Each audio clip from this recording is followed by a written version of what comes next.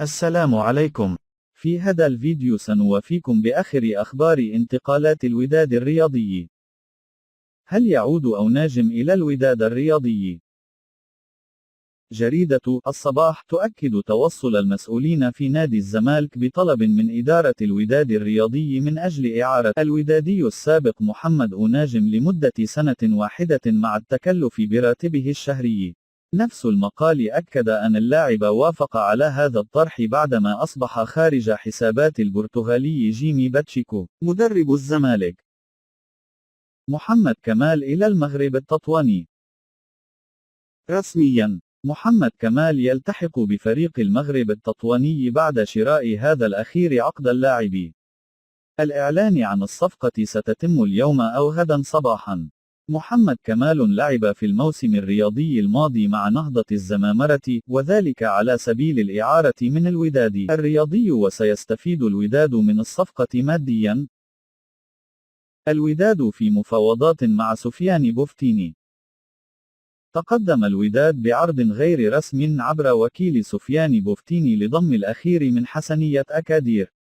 العرض عبارة عن 100 مليون سنتيم إضافة ل4 لاعبين، وهو ما رفضه النادي السوسي مفضلا الاستفادة ماديا من انتقال اللاعب. سيمون مسوفا الانتداب التاسع للوداد الرياضي ل4 مواسم. التنزاني سيمون مسوفا الموجود في تركيا رفقة منتخب بلده تمهيدا لمواجهة تونس ضمن تصفيات الكان، وقع رسميا على عقد انضمامه إلى الوداد ل4 مواسم في انتظار التوقيع الرسمي لرئيس الوداد والدفاع غدا، بعد أن اتفق على كافة التفاصيل التي تهم الصفقة.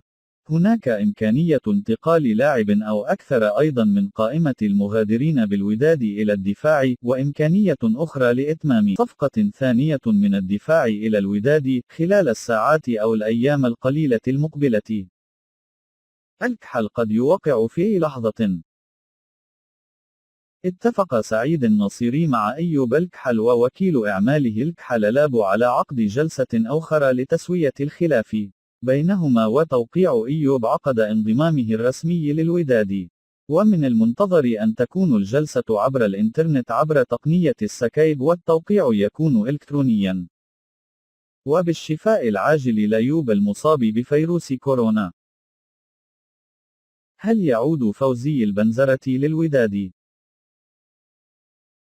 أعاد الوداد الرياضي فتح باب التفاوض مع التونسي فوزي البنزرة ساعات بعد إغلاقها الأحد الماضي بسبب خلافات مالية همت الراتب الشهري ومستحقات عالقة. الوداد اقترب من إعادة المدرب لقيادة الفريق الأحمر عقب التوصل لاتفاق يهم كافة النقاط التي كان حولها خلاف، إذ يرتقب أن يحل المدرب قريبا بالمغرب لإتمام باقي التفاصيل. من جهة أخرى، أكدت مصادر مسؤولة وجود اتصالات بين الرجاء الرياضي وممثل البنزرة منذ الاثنين الماضي، قبل أن يتم اليوم التوافق مع جمال سلامي للاستمرار على رأس الفريق الأخضر.